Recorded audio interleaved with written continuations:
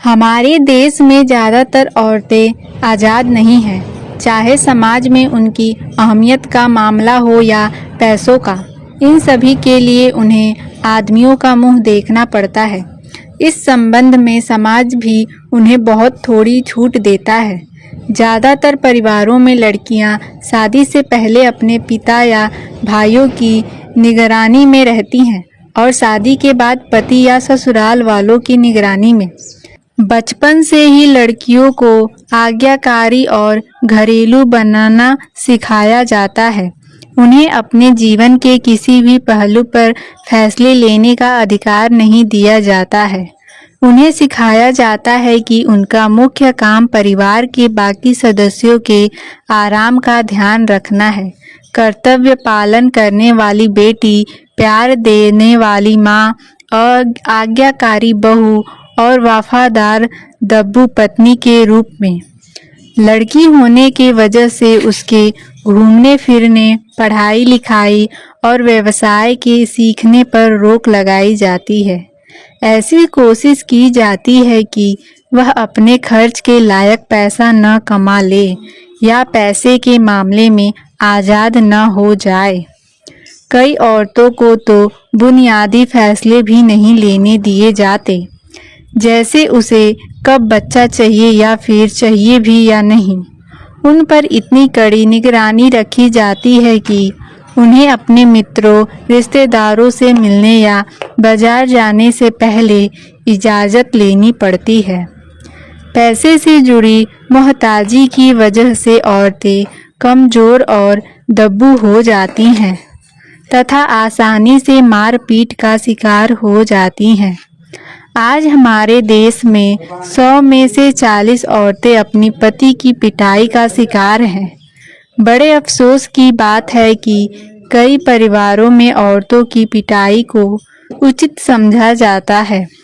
उन्हें कायदे में रखना जरूरी समझा जाता है ताकि वह अपने कर्तव्य को ठीक तरह निभाना सीखे। अफसोस की बात तो यह है कि औरतें भी इसे अपनी किस्मत मानकर सह लेती हैं। अध्ययनों से पता चला है कि आज आधी से ज़्यादा शादीशुदा औरतें मार पिटाई को अपनी ज़िंदगी का एक हिस्सा मानने लगी हैं और लगभग इतनी ही औरतें मानती हैं कि कुछ हालातों में पति की पिटाई ज़रूरी है। इसके बावजूद ज़्यादातर औरतें सोचती हैं कि यह दुख भरी शादीशुदा ज़िंदगी विधवा होने से तो बेहतर है। अपने समाज में हम विधवा औरतों को बेहद दुखी रखते हैं। कई बार पति की मौत के बाद उसके परिवार वाले बहू को कोसते हैं कि वह बदकिस्मत है और अपने पति की मौत के लिए जिम्मेदार है। विधवा औरतों को समाज के बाहर ही रखा जाता है। शादी, नामकरण, जन्मदिन आदि के मौक़ों पर विधवा को मनहूस समझकर दूर रखा जाता है। उसके जीवन में पाबंदी लग जाती है। वह क्या पहनती है, क्या खाती है, कैसे रहती है, सब कुछ कड़े कायदे कानून के मुताबिक चलता है।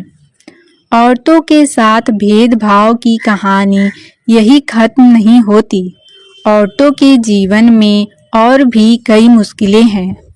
एड्स से लेकर औरतों के प्रति बढ़ने जुल्म और अपराध के मामले। इसके अलावा अगर औरत गरीब परिवार की हो तो ये सब मुश्किलें और भी ज़्यादा बढ़ जाती है। हमारे देश में बहुत बड़ी संख्या में औरतें गरीबी में ही जी रही हैं। यह सब क्यों हो रहा है? हम औरतों के साथ ऐसा सलूक क्यों करते हैं? यदि हम पीछे मुड़कर परंपराओं और रीति रिवाजों को देखें तो इस प्रश्न का जवाब साफ हाजिर है। बेटे की चाह। इतिहास इस बात का गवाह है कि भारतीय समाज में पुरुषों की प्रधानता रही है। हमें हमेशा ही बेटे का मोह रहा है।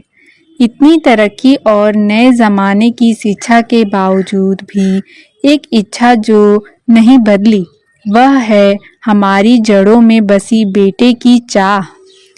हमारे समाज में कई कारणों से बेटों को परिवार की पूंजी माना जाता है। एक तो यह समझा जाता है कि बेटे वंश को आगे बढ़ाते हैं। यदि परिवार में सिर्फ बेटियां हों तो वंश ही खत्म हो जाएगा। इसके अलावा यह भी माना जाता है कि बेटे परिवार की धन संपत्ति को बढ़ाते हैं। बेटे का होना एक व्यापारी या जमींदार परिवार के लिए और भी जरूरी समझा जाता है, क्योंकि बेटे के होने से परिवार की संपत्ति परिवार में ही रहती है। पुराने रीति रिवाजों की वजह से ऐसा माना जाता है कि बुढ़ापे में माँ बाप की देखभाल की जिम्मेदारी बेटे की होती है। ज़्यादातर माँ बाप अपनी शादीशुदा बेटी के साथ रहना नहीं चाहते। यहाँ तक कि कई बार माँ बाप अपने बेटी के घर का पानी तक नहीं पीते। वे मानते हैं कि बेटी दूसरे परिवार की सदस्य हो गई है। बेटा होने के कुछ और भी फायदे माने जाते हैं। जब माँ बाप की मृत्यु होती है तब बेटा ही परंपरा के अनुसार उनका अंतिम संस्कार और इससे जुड़े अन्य क्रियाक्रम करता है।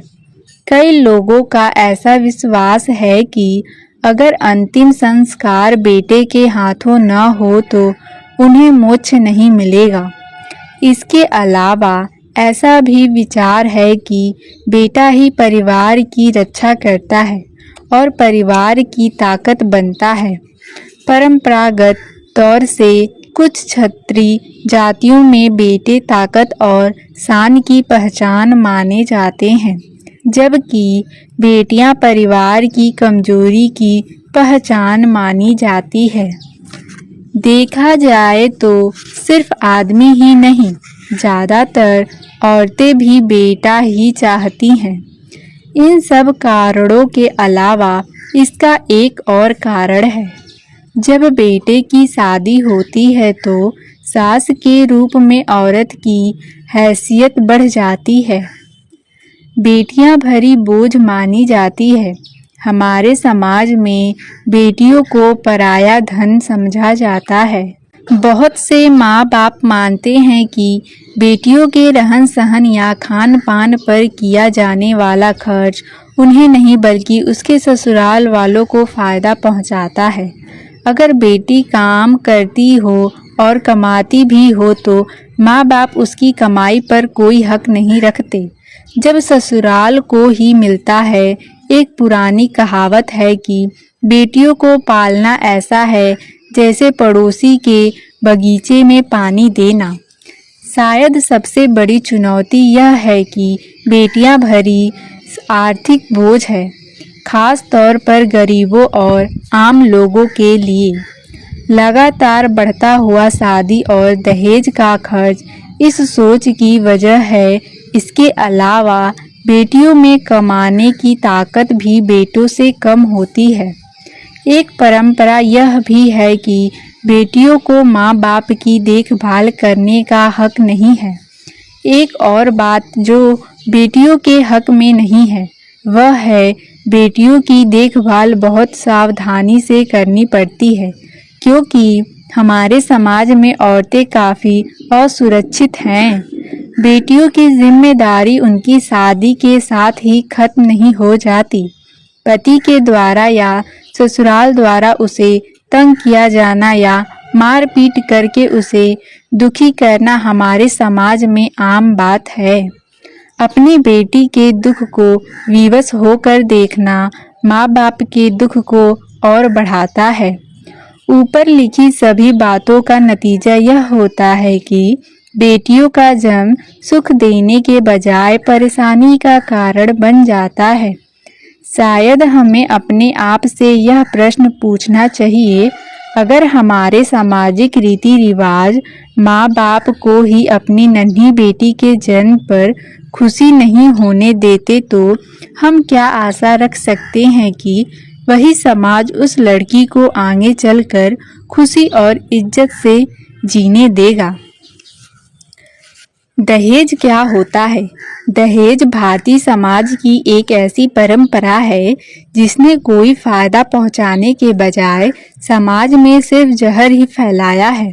कुछ समय पहले यह सोच थी कि जैसे जैसे हमारे देश में तरक्की होगी और लोगों में जागरूकता बढ़ेगी, धीरे धीरे अपने आप ही दहेज की प्रथा खत्म हो जाएगी।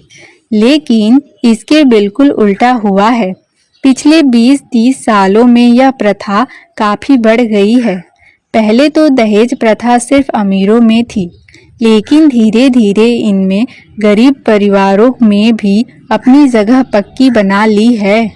इसका नतीजा यह है कि गरीब परिवार कर्ज तले दबते जा रहे हैं। जिन परिवारों में पैसों की तंगी है, दहेज की वजह से वे बेटी के जन्म को परेशानी की वजह मानते हैं।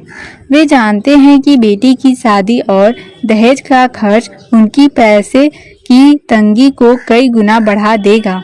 ऐसी तंग हालत में भी दहेज न देने का तो सवाल ही पैदा नहीं होता।